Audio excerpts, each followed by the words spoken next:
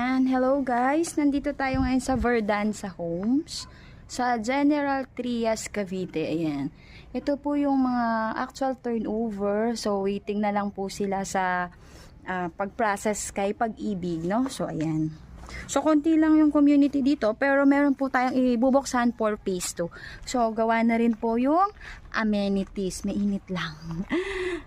Ayan. So, ito yung hilera ng Block 6. So, lahat ng nakaharap sa amenities is even number. And then, yung nasa likod po is odd number. No? So, ganyan lang siya. Ayan. Napakaliit lang siya ng subdivision. And then, may phase 2 bubuksan, I think, dun sa harapan. Ayan. Ayan po. So, road 1. So, ang amenities is playground at saka basketball court. So, ayan. Ganyan lang siya. Oh, this one is block 16. Yan, block